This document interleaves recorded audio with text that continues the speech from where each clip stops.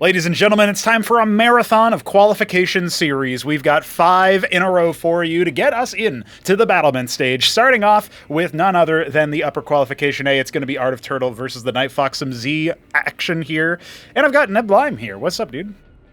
I am back in Australia. I've returned. That's right. They didn't expect me. Well, what's the, Bible quotes? I don't know the Bible. Jesus will return when you're least expected. Something like that. Yeah. I'm Jesus, is what I'm saying. There it is. He's back. He's ready to go. I mean, he is the reigning Acropolis champion. He's here to cast judgment upon all ye who might, challenge for the throne. See if you can make it in to the battlement stage itself before you can even get into the throne room.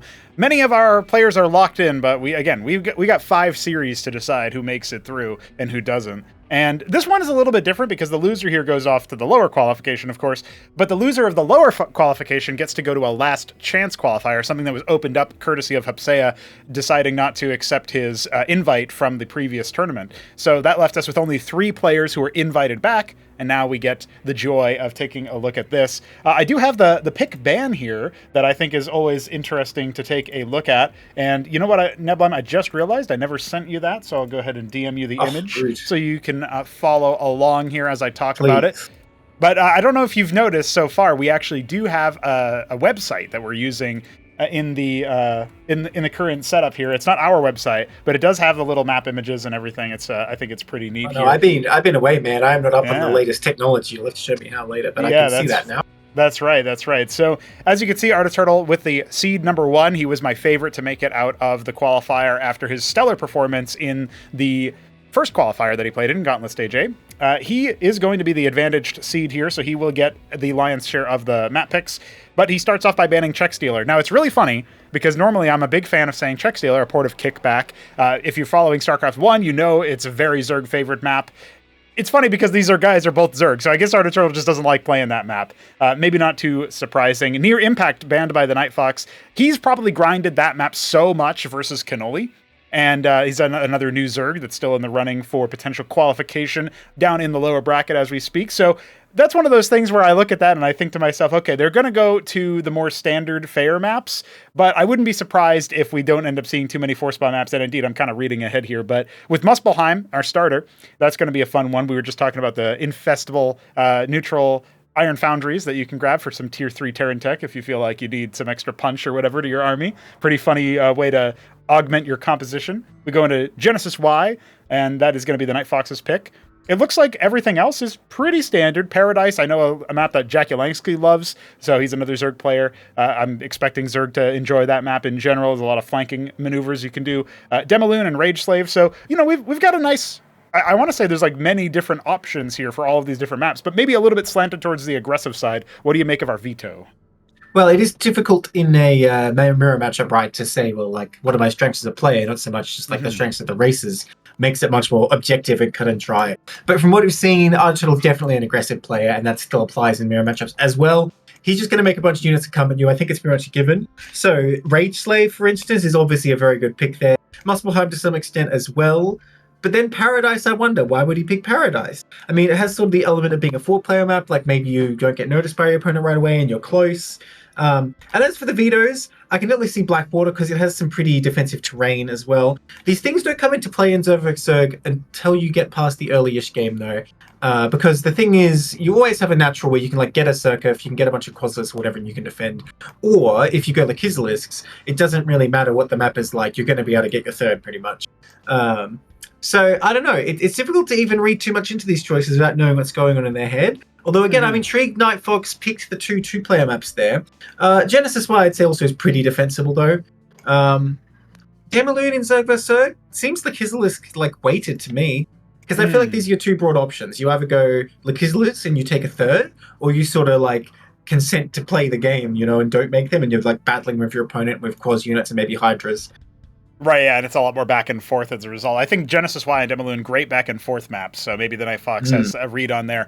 I will say that at some point, the TheNightFox did say that him and Cannoli, he thinks he's solved ZVZ, and I know you haven't really seen that much of Cannoli yet, even if you've been watching the channel. So you might not be 7 pool, by the way. Yeah, right. So like in that kind of situation, it's going to be very interesting to see if he can live up to that kind of pedigree that he's giving himself here. You ready to see what he's got in store for us in Muspelheim? I mean, big words, man. Let's see what he's got. Let's see what he's got. All right, we're getting into it. This is the first of the 5 qualification sets from Gauntlet Stage B. Art of Turtle, obviously the favor, but we are going to see if the TheNightFox will be able to upset the apple cart. He is down here as the Coyote Brown Zerg in the bottom left, and Art of Turtle up here in the top right as, this is not regular green. This must just be dark green? Oh, okay. You know what? Sometimes the simple answer is the right answer. Nice. I've got Terran music right now. Actually, this Berserker is boom straight into the Terran music. That's right. Now, me too. Look at this fast scout, by the way. Is that him saying he was expecting like a 6 pool?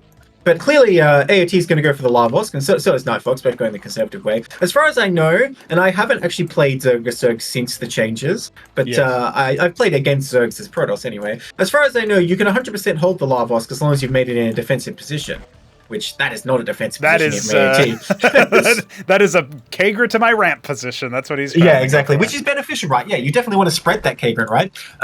So it makes sense. It's just that if you were thinking about 6 pool, something like the TheNightFox has, I feel like he would be able to defend. And obviously, TheNightFox thinking about 6 pool, actually, so that makes sense. He sent the Scout, which got hella blocked by a single Troll but that's going to come in here. Sees they're doing pretty much the same build, but now this is a significant disadvantage for TheNightFox because he sent that Troll He's low on minerals, his pool is quite a bit later. That's right. Yeah, he doesn't have that one worker harvesting the whole time. So AOT going to get a nice advantage in the early stages of this game. It's a small advantage, but those kinds of things can stack up. And of course, we'll have to see which one of them wants to be gunning for additional production. Something I've seen a lot in Zerg. I don't know about ZVZ, but in Zerg in general, they usually like to go double, maybe even triple Larvosk, depending on the opening, before they expand. So we'll see if AOT is going to go for that or not. Before the changes, Quasilis sort of just edged out Hydras until the fights got really big, because Hydras benefit from their bigger range. So now, I'm 100% sure you just want to spam Quasilis until something fancier comes up. So I could definitely see at least 3 Larvas going down being totally worth it. That said, it's not that hard to afford the Hatrosk either. So if you can get that up, you have the Kagra down there, you can get a Surkif, it's very strong. Now look at this, AOT going for a Hatrosk in base instead of a Larvos. I don't know why that is. At any rate, looks like going to be second Larvos for TheNightFox. He's going to be a bit economical here. He'll be able to afford more quads, and he is up 2 Trollefs right now. Although, as we said, a bit behind in military because his pool is a bit slower. And I like this from Art of Turtle, knowing his pool's faster, just sending across 2 Zefs, presumably to burrow. Oh, he's just going to have a scout, fair enough. I think, I would like to see the burrow. Ooh. He'll get deep enough to see the second Kagra, and he'll know his opponent is going for a more gas-heavy build. That's one thing that you were asking about, like, why did he go for the Hatcho versus the Larvosk? He wasn't mining gas ever since his first Larvosk. He pulled them off immediately to get more minerals. And I'm guessing that's probably just to keep flexibility in the early stages of the game in case he wants to pivot out into an expand based on what he scouts with those Zeths. But he has started to harvest gas now, and he will be going for the Vornath. Okay. I'm not really sure what the best use is here, unless he's just going to fly into TheNightFox's base and be like, oh boy, I hope he has nothing anti-air in there, because they're just not cost fishing versus Quasilis. And as far as I know, Vorvs don't really have any purpose here. I don't really see Vorvs being worth it. I mean, it is tankier, right? And the individual Vorv seems decent because it just takes longer to die, but you got to consider that's the cost of like an additional 4 Zefs or even 2 more Quas. I don't think that's going to be a thing. Yeah, I mean, it's 50 minerals for every Vorva core that you make, so it's definitely one of those things where there was a very brief period of time we tested 25 mineral cost Vorvs. Let's just say it was absolutely busted. You mad man. But, you know, it's good to test these things. It will be 3 pairs of Naths, so he is going to be going for that air harassment. No anti-air to speak of just yet. Faster expansion for the TheNightFox, though, so I think the longer this game goes on, we are going to start to favor our Brown Zerg in the bottom left, just based on the fact that he has that economic advantage. Up by 1 worker, it's been kind of holding in that 1 to 2 worker advantage this whole time. I feel like that's probably going to continue as AOT trying to pad up his own stats. He's going for this 4th Larvos. Oh, sorry. Yeah, Larvos is going to be. And I love this. Just leaving 6 Quads in the main, that's all you need to leave. That's plenty to deal with Navs, because Navs, I mean, they're not a bad unit, but they're just not cost efficient versus the Quads. So that will gun them down. And yeah, TheNightFox is looking really good. Like you say, he's maintained a very slight drone lead, but even more important, getting this expansion up. And this game actually perfectly illustrates already what I was mentioning, how AOT is like an aggressive player, and we can see the comparison in styles here. NightFox playing very middle of the road, playing safe even with that scout as well. And AOT just has to come in here and make something happen. That's who he is. But there's 10 quads there even. How many is that? 9 quads there. That's about 9 quads. So they aren't going to do anything. Yeah, he's going to scout. He'll see the Kagra spreading. Remember, their vision range so low. They're almost as bad as like a Scourge in Brood War. Not quite the same. He's going to fly over, just see what he's up against, trying to count the relative saturation of those bases, and he'll recognize, okay, I'm definitely at a bit of a deficit. He will be going for his own set of extra Larvosks, so he'll be going up to 5 larvae every 14 seconds, which is actually still behind what NightFox is able to afford right now. And, of course, our Coyote Browns are going to go for Workers and a Hydrith Den on basically off the back of, like you said, playing middle of the road. His Zeth just now gets cleared. He scouted several times that there was no expansion. He knows AOT is in a bit of an all-in position, so I feel like Fox is just going to be able to hold this. Well, it's tricky. I mean, if he gets the Circuit up on time, most likely, because the Zephs will die very quickly to quads. He has a fair few quads of his own, and the Navs do provide this sort of like concentration of force. Even though they're not cost efficient, they are kind of squishy. You can sort of fly them all in one spot where ground units can only fit in so many. And look at that. It is going to be Dwarves. And you know what? That actually does seem kind of good here, because they can just be the front line. I mean, you're not tanking very well when Dwarves are your tank unit, but they're definitely tankier than Zephs, that's for sure. Zephs die so fast to quads. I think the Dwarves are a good choice, but actually, looking at this, I do have to agree. It really looks like a hold for NightFox. He's got so many quads. He can bring the ones down from the main if he needs to, once he realizes the Nafs are committing at the natural. The Circuit as well, going to add so much damage. You do not want to go into those Nafs first. Oh my gosh, what's he doing? No, he's going in. He wants to draw the fire with the air units, and it looks like so far so good for him, but you can see the number of quads way, way higher for the NightFox. Well, at least he realizes it and backs out.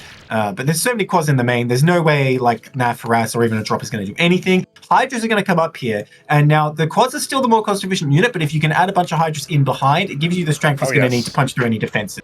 Like if AOT had a big concave of his own quads, even with like 100 quads, you couldn't get in there, but with Hydras you can. Big fight in the middle of the map here. That's enough Zephs to actually make a difference here. I feel like he's got enough. He should be able to surround and eliminate this force. It's just going to come at the cost of all of the melee units, and it doesn't really look to me like Art of Turtle is going to be able to continue the aggression. He has put down a hatch behind this, but the ski-back scab is already done for Fox. This, to me, looks like he's going to go straight into, not Skithercores, but actually straight into Hydras into Bacts. People have been kind of sleeping on the Bactilisk a little bit, and Fox is determined to make sure everybody knows. Well, in this specific matchup where it's like 100 versus 100 quads, that does seem pretty good. Yeah. Oh, gotta watch out those Zephs. But yeah, that fight in the middle, by the way, I feel like that's just the trade NightFox wants, because he's so up on drones here. He's even still up on army count too. And yeah, AOT just coming in with like an inferior force of quads. This is really bad engagement for NightFox, but it doesn't matter. He knows it doesn't matter. He's just moving in here. Even now the numbers even out, I feel like this is still kind of good for NightFox. No, yeah, you'll find trading down all of these quads, because unlike the NightFox, Art of Turtle has no response after this. His Orca Shroud only halfway complete. More and more quads streaming in for both players, but the reinforcement point obviously closer for Fox. So it looks like, as bloody as that engagement was, and as a little bit silly to see all of the same unit over and over again, we are going to see that transition into Bactilisks, which will be the tipping point, as the NightFox is going to... I think he's on track to claim this victory. That being said, I mean, it might be prolonged a little bit longer as AOT continues to pump out quads. Now his first Lakizalisk in production. If he can maybe get an okay position here, then maybe it'll be difficult for the Bactilisks to do anything, but I just feel like you pick your engagement so much easier when you have that artillery. Well, you got to be careful, because if the Bactilisks get alone, they will die instantly to the quads. And, he's a little bit outnumbered in the quads department, so he can't feed all these in so cavalierly. He needs to be careful. Backlist going to start adding their damage, and it is going to be huge damage if they can just get in range. There we go. Yeah. Now the hits get started. That's right. A couple of those bounces coming on in as AOT continues to try to hold at this very nice little choke point, but there's more where that came from for Fox. He has more than double the military count of Art of Turtle. That Lake is going to be okay from the back line, but he definitely needs to get a little bit closer, not really contributing to the fight. And now I feel like as soon as Fox sets up the contain around the 2 base, I mean, Muspelheim's a map where you can go ahead and take that back base. It's not the end of the world, but I just feel like at this point, AOT's time is potentially a little bit numbered. He's down by 8 workers, and of course the military count dwarfing AOT's here in favor of Fox. Well, it looks like Fox is not going to give up the aggression, though. He's just going straight into that overlord. If he's not taking a third, he's not droning. He's just like, yeah, no, I can still kill you. Just give me a minute. Once he gets there to 10, he feels like he can bust in. And with Hydra backed, I feel like he probably should be able to. Absolutely, yeah. The Ovolith now flying across the map. It's worth noting he's kept a lot of his quads back at home, something like 24 quads. So you can subtract that from the military count in the top right if you want, but he's just making sure that a switch into air units is not going to do it. Especially when you get the lake, as you know that there's a possibility of Gorger cores. That's just one more thing you're gonna need to dedicate a decent amount of quads to. And eventually you can go into spraits or whatever, but that requires more workers, which now Fox is making, but for a while he wasn't. He's really spiking up into a heavy Bactylus count here. And now here comes the Ovolith to try to range down those lake is. Remember, the range is about the same, but the Bactylisks can definitely be beneficial here. Forcing kind of a pseudo-respect here. Yep, there it is. He has to step forward. I mean, he can trade down a lot of quads here. It would not be a bad thing to kind of just like send in all the quads. But yeah, he realizes now that he can't actually attack. I think he thought maybe they had the old 8 range. No, he's going to try it. And they are doing a good job. They're getting huge damage in there. Yeah, one of them, and thinning the herd of the quads while 18 Hydras are being produced right now. AOT just needs to try to hold on, but he's down. Now 3 out of his 5 Lakes have fallen, and here comes the rest of the forces. The Ovolith apparently had to be pulled back, and yeah, I feel like this is just hit at the magical timing. There was nothing behind that because it was all Hydras. Now we can start to see some economic damage. Can't burrow because of the Ovolith detecting. They're going to have to retreat the old-fashioned way, and that is not what Zerg workers are all about. Trying to pile in as the Hydras start to range up the ramp. This should be a hold for AOT, but he's lost so many workers. I mean, I would say the quads Bactyl is actually superior to Hydras, but they are a little bit outnumbered right now. The reinforcements finally on their way. A lot of units still in NightFox's base here, but he's taking critical damage here. Even if he fends this off, he's not going to do much. He's getting the ski backs. Well, hang on. He's getting on top of these Bactylists, but they do regress. So, like, even if he kills them all, he's still going to die.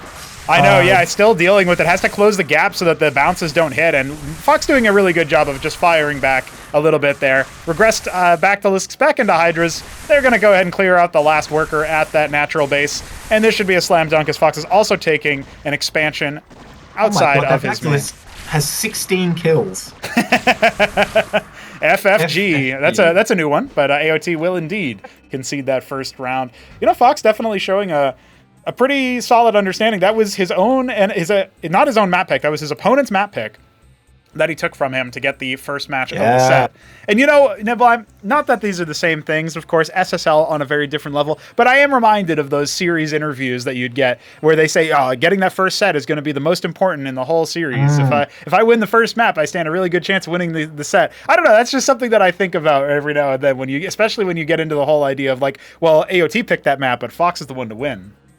Well, to be honest, if you're in those interviews, they're on like the tier list of things to say. I feel like saying like, it's really critical that I win this first game or whatever is only one step above saying like, I just want to show good games for the fans, True.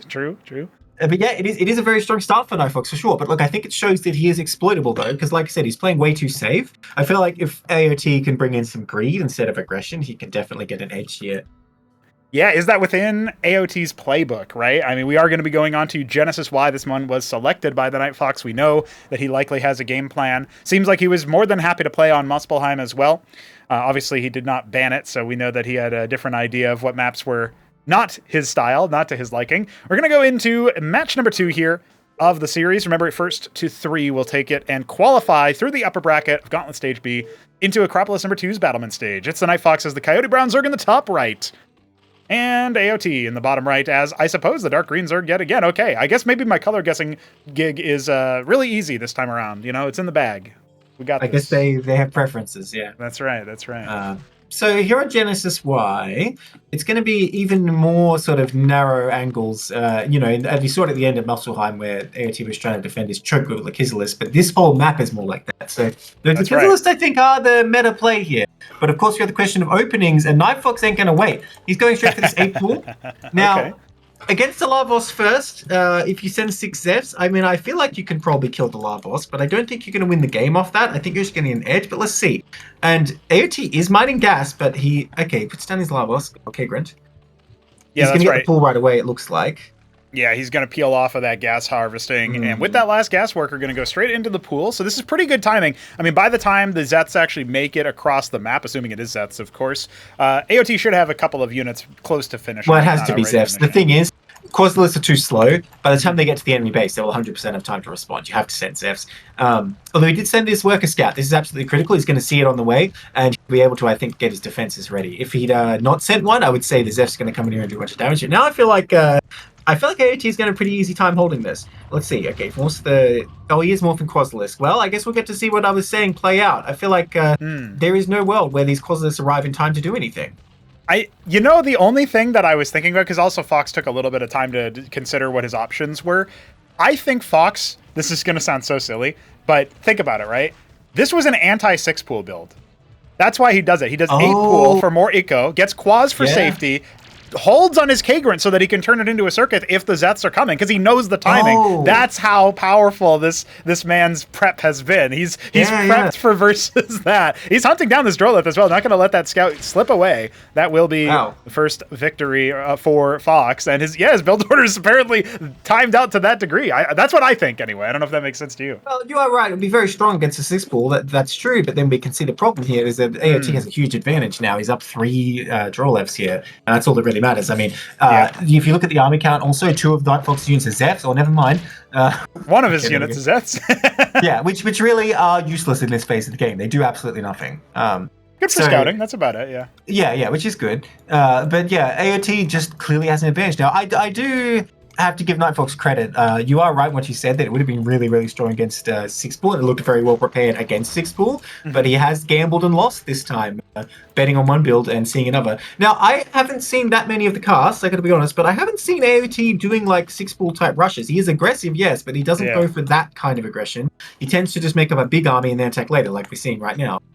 Yeah, that is usually AOT style. I mean, he does like to play aggro, but not aggro enough to cheese. Right. Now, I think Fox might have just been trying to do a cold read on him and say, you're the favorite. I'm the guy who just switched to this race between qualifiers. Like, I didn't pass through Terran, so I'm going to play Zerg now. Like, I've just upset you on your own map pick. I'm going to do this thing because I think that's what you're going to do. But instead, AOT going for the 1 base Zorkas, he is still going to be aggressive to his namesake, as you mentioned, but he's got a different idea in mind. And I do think that his Quas count alone is probably going to be enough.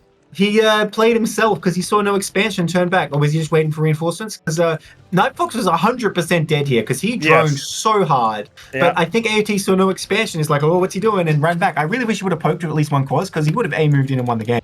Yeah, now look, the Zets are... this scout might be everything for Fox. He might see the Shroud. Yeah, he's going to come in and see that. Maybe do a little heckling here. Absolute if he gets a worker on top of it. From NightFox. Such a weak opening for him, but now he's looking really good. He's up in Drolith. He's not going to get surprised by any Kizzles. In fact, he has the what do you call it? The Vornaf, so he can get a bunch of Nafracors, and they are good against any unit that comes out of the Zorkias. Fair enough, yeah. It's worth pointing out. I mean, the Gorg doesn't do splash versus air, and it will get torn to shreds, basically. Forget about it. 4 Nafs easily kill a Gorg. Yeah, and then obviously the Zorius can be picked apart over time, and then you think about the Lakis, which has to burrow and doesn't attack up. So there's all sorts of stuff. You can see he's going for the Ovaleth plus 3 pairs of Nats. Now, the Quas count is still so scary. However, Fox does have a superior position with the cliff advantage of being up the ramp. So the moment to just win the game by attacking is lost, and that'll really hurt if AOT doesn't end up making it through. All he needs to do is hold his ramp and counter with NAF because AOT is leaving nothing to defend. Now, is this enough Quas? I'm not quite sure. He's making more. And you know what? As long as the Quas count gets thinned out, he could probably pick the Lakizalisk with the Nafracors. In fact, he's stashing them up. So maybe he's going to let AOT commit, lose most of the Quas, and then engage with the Nafracors. A counter would also work. But does he actually have enough to defend? Oh, he's got it. It's just going to get poked down immediately. Wow. The burrow too slow. The Ovaleth is going to be there. AOT trying to micro forward, step forward with the stutter, but here comes the Nats swinging in. Well, they might not even need it, honestly, but there we go. That's going to spell, I think, a little bit of doom here as the second Lakis makes it over, but there's not enough Quas to deal with that many of the Nats. They're not even required. You just walk right up and kill it. Meanwhile, the Nats are going to stream across the map. AOT suddenly just stunned. Can't believe that he's been outbid by these Nathracors. This could be a very explosive game, too. Yeah, beautiful decision-making there by NightFox, realizing that the Quas alone can deal with that other Clizzlers. If it was me, I honestly would have kept the Nafracors there, but I wouldn't have come across and done this game-winning damage. So really nicely done by NightFox. Like I say, a really weak opening comparatively, just by the decision of opening, but turned it around easily, honestly. Yeah, that was honestly quite stunning. The fact that, we don't see just a straight up victory from AOT, just walking up the ramp. He kind of maybe considered a little bit too, like, he had no idea that that build was even a thing. And of course, Nebulheim, it does slow you very drastically to the point that you I mean, you're going to be sitting there thinking to yourself, what do I even do now? I have to make a lot of workers and then I could get run over. And that was the recipe. That was how it was supposed to be put together. But AOT didn't even have it in his head that you could go for such a delayed expo and still have, no units to speak of because of your opener. That was not at all what he thought. So Fox is probably pinching himself like, damn, that was lucky. But he figured it out, credit to him. Well, you got to give him credit. He ran in the Zeph at the exact perfect time and there's nothing there. So clearly he's onto something. Right. Yeah, no kidding. Yeah, solved ZVZ indeed, perhaps. Well, listen, we've got at least one more game in us. This is series point for Fox. AOT would have to do a reverse sweep in order to still qualify through the upper bracket. We're going to have to see what he can do on Paradise. A 4-spot map. He picked it. You questioned it. What's he got planned for that? Obviously good for flanking. Let's see what he's got over here in the top left. It will be the TheNightFox once again, the Coyote Brown Zerg, and Artiturtle fetching the regular green color this time around instead of dark green. Oh my god, he's not making any draw left. He has a plan. I can't believe this on the 4-player map. I kind of love it, to be honest, but what are you doing? Oh my god, if he goes the wrong way. Oh my god, this is crazy right now. That is pretty incredible. Okay, so the TheNightFox is going to be going for the classic 6 pool. He will be making some workers behind it. The classic 6 pool. Now, listen, AOT has not seen this, right? Because this is going back way back. You might not even remember this. On Nitro Valley, cross spawns. It was 3 Crow versus Mystery Meat. He goes blind 6 pool and cross scouts with his Nathracores. He doesn't win the game, but that could have happened. That could have happened. So that was one way that he tried to do a gambit versus the winningest player in Acropolis and Ascension and Cosmonarchy. He's gonna find him right away. Oh my god. No way, dude. Alright, the question is, can you win off this? Now, it's not hard to afford a Hatrosk or something while you're doing this, because Zephs are so cheap, but how much damage is he really gonna do? The pool is gonna be done soon enough. He does go for Zephs this time. Oh man, I don't know. I'm trying to think, when he gets here, I guess the pool will not be quite finished. The Larvosk is in a very easy to kill position. Hey. Look at that, he gets a second Kagrin. Is he expecting a 7 pool? A 6 pool? That's Fox's Kagrin, my man. No. AOT. Oh, wait, what? It is? That's Fox's Kagrin. Oh, I see. Yes, all right. That's how you do it. You needed to cancel, though. Oh, that's a mistake. You don't want to finish that there because now it's just going to die. You need to cancel that. I mean, it is still taking income away from AOT, so it serves a purpose, but much, much better to cancel and remake and just keep remaking until you can finish it. Now, that's it. It did cut off a bunch of mining, but it's not hard to afford a bunch of quads. But AOT making Zephs, that's a huge mistake, to be honest. You need quads here. In fact, he might even be able to kill some of those hatch. You need to get those eggs. He's going to go for the Larvosk, which is still a pretty good kill. It's dead immediately. No gas in the tank here for AOT. He cannot replenish that. He's pulled all of his workers to hold this Fox. Still on 5 Droleth back at home. Some errors being committed here, man. He really needed that Larvosk. But that's it. I mean, AOT did make Zephs of his own. Now, the upside of those, I suppose, they finish quicker. But this is looking good for AOT right now. Honestly, a bit of a throw by TheNightFox, I have to say, letting that Kagrit be killed. Now, look at this. Couple more Zephs. He's going to get in a base trade scenario, and he is ill-prepared for this. He has quads at home, though. No. 4 quads plus the Droleth can actually beat those Zephs. Well, those are in the back. He makes sense. He did not make it. He did not make quads back at AOT's base. Look at this. He's maybe caught out of position here. That Kagrin's turning into a Larvosk. I'm not sure. I think AOT's going to have it, but we do have action on the other side as well. 5 Zeths for the TheNightFox starting to tear through the workers. Only 3 on the side of AOT. I don't know. I think the workers are actually going to be okay. The drilling works out just fine with only 3 Zeths left over here for the TheNightFox. Meanwhile, all 3 of his Zeths, AOT, still keeping them alive inside the TheNightFox's base. Okay. I think he's more than done it. Yeah, it's over for sure. He's getting the last couple of draw lefts right now. I mean, a couple more units going to hatch, but what are you going to do from here as TheNightFox? He's going to get one more. Oh, there it goes. One worker left. Oh, my God. They still haven't caught him. Ring around the rosy. Oh, my God. He got so close to killing that one, too. Okay, there we go. Well, he's alive, quote unquote. Yes, he does have 2 workers. The body has a pulse. But, it's 60% of it is gone. He's on Robocop mode right now, I guess. Oh, 2 workers got slipped by. 3 workers slipped by. Fox was trying to go across the map. This is going to be it. This is going to be it. There's no hope. Well, Fox does. Fox has a good spirit about him, Shambler-esque spirit, where he loses and he does not bother typing GG. Yeah, when he wins, it's skill. When he loses, it's luck, obviously. Well, there you go. Okay, I mean, listen, I don't think that's actually too much of a tilter. In fact, that might even be how the TheNightFox gets rid of his tilt, is by typing. I know there are people who are like that, but no GG necessary. AOT will start his comeback. We go to Demilune for game number 4. Do we think that AOT has it in him? Well, I would have said last game that if AOT takes the opportunity on the eco map to switch it to an eco playstyle, maybe it'll catch TheNightFox off guard. But he didn't even have the chance because who was cheesing, huh? That's right. So I don't know. If it did look like AOT was doing the exact same opening, which he is doing every single map. Maybe he's been a little stolid in that. Yeah, he hasn't really moved away from the idea of going into the Larvosk into the pool. Yeah, same timings. Makes me wonder. Is it possible to get a later pool and a quicker second Larvosk and be safe against what AOT's doing and taking advantage? I feel like it should be. Right, you're not expecting him to attack so early. But, I mean, who knows what people are thinking going into this game, right? We're talking about a situation where, is Fox just going to double down with the 6 pool? Is AOT going to try to go for an early pool? I think we got to find out. It's Demilune 2-spawn map. You know where your opponent is. This is for all the marbles. This could be... just like the last game could have been. This could be our last game. It's Art of Turtle in the top left. Green Zerg. Oh, Vine Green Zerg this time around. There you go. And the TheNightFox in the bottom right. Coyote Brown Zerg yet again. No gas for TheNightFox once again.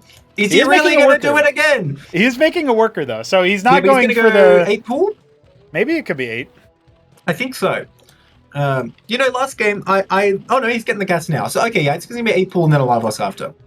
Last game I would have said, I love that he attempted that. I think, strategically, it's a good pick to go for on the map, but I have to say, it didn't seem like that was as well practiced as what else we've seen.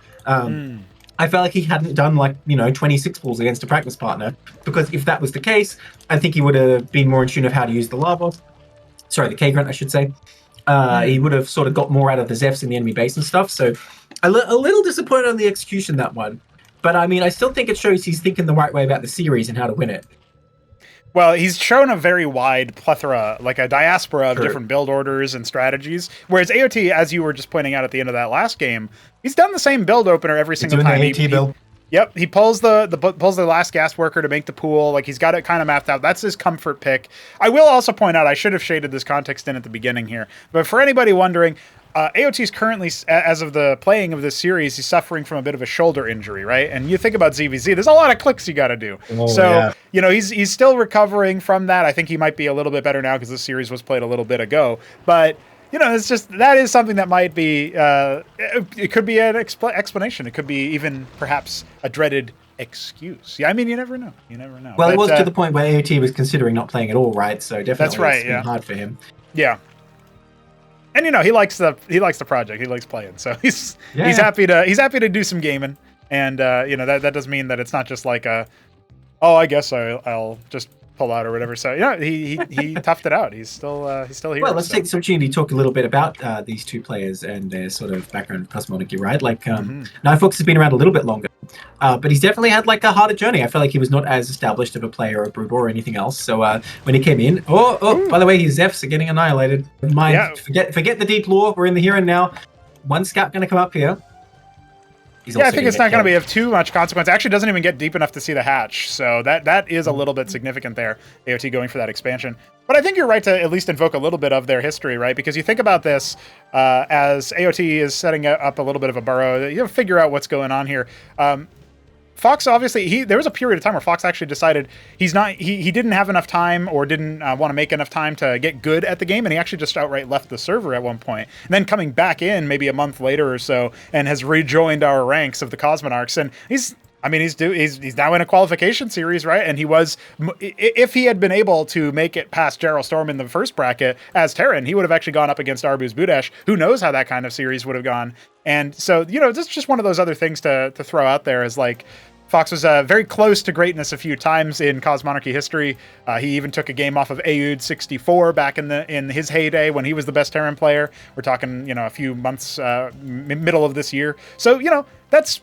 He's been around. He's got a little bit of pedigree to him. Whereas AOT, he made it into playoffs of the last Acropolis. So he hasn't been completely absent. But you're right that he doesn't have the same level of immediate experience in this project. Whereas Fox comes from StarCraft 2, AOT comes from Brood War, diehard Brood War. And that's man. the point I would make, is AOT is a much more like prestigious, I suppose, Brood War player. He's been active in CPL and stuff, and obviously on the ladder. And I feel like that just gives you a stronger mechanical basis. I don't care if you were Grandmaster in StarCraft 2. I mean, I guess literally we have an example. It doesn't help you that much in Brood War. So, I feel like AOT, and we have seen this, I believe, in these matches we've seen so far, does have the like raw mechanical power. But NightFox, I don't know, I feel like he's been on like a harder grind. He's learned the harder lessons. And we'll see how that's paying off. Now look at this little hit squad of Quaz. I'm not quite sure why he's sending 5 instead of just 1, but he's going to do some damage to the Hatcherosk. Oh, just in time for more Quaz on AOT side to hatch. Doesn't focus down any workers. That feels like maybe a bit of a missed opportunity. We do have the Vornath for both of them, right? The Vornath is here for all of our players. And way more on the Larvosk side, but same larva production right now for both players as well, with the hatch of that second Larvosk, and of course the second hatch here for AOT.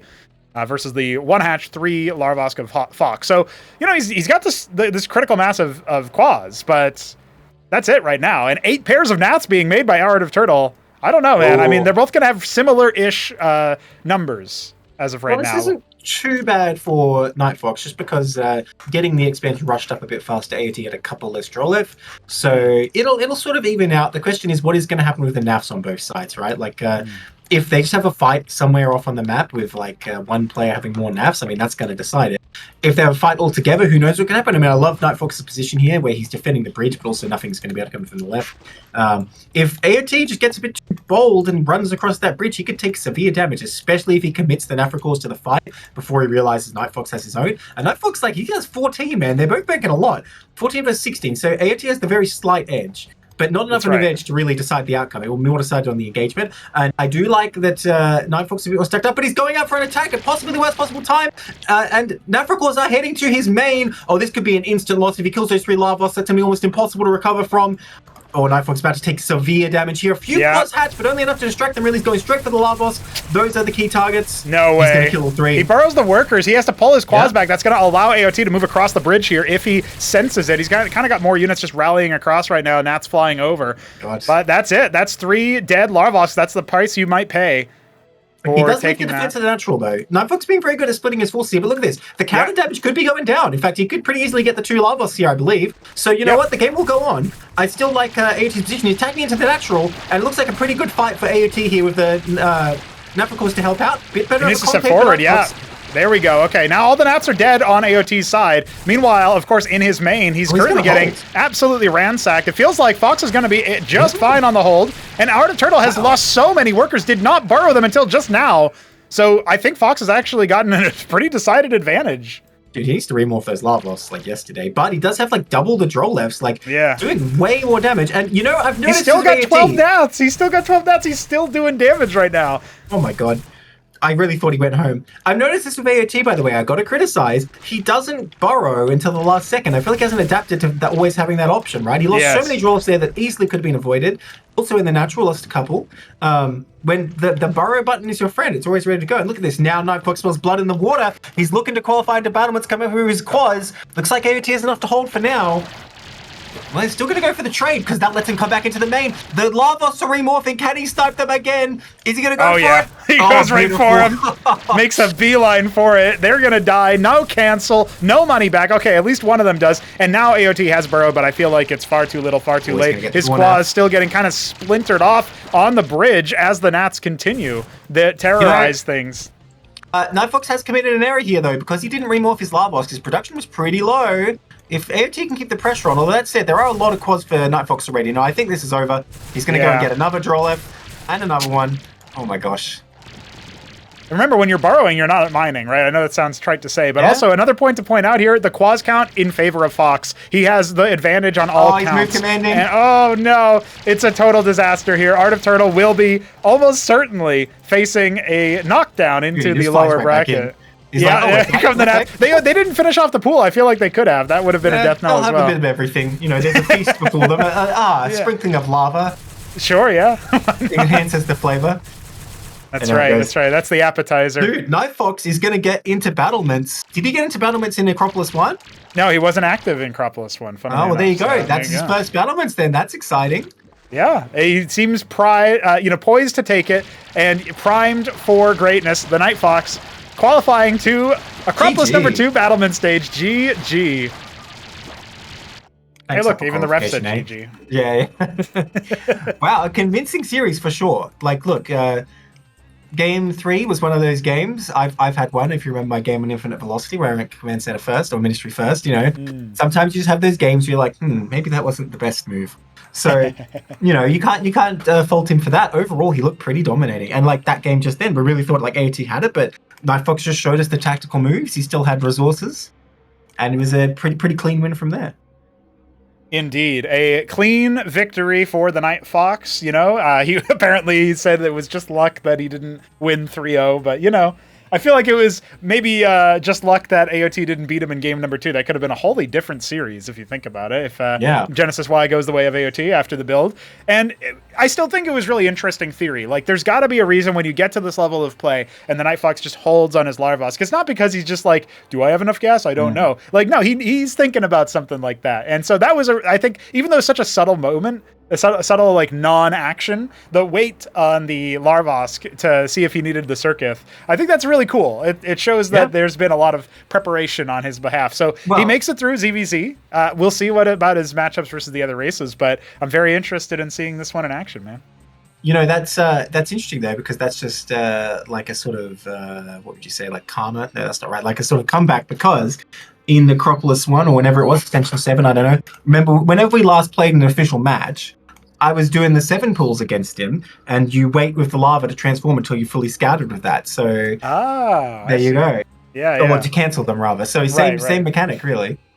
Interesting stuff. I will point out, this is a funny little inside baseball. Jujic was DMing me the day before the first gauntlet started, and he was telling me about like, hey, I have this concern about it being impossible to hold a 6 pool because BiddyB was doing this thing where he was attacking me with like 12 Zeths at the start of the game, right? Now, the reason why that was happening is because unlike in StarCraft 1 or in StarCraft 2, when you use an egg, right, like you cancel an egg, it turns back into the larva.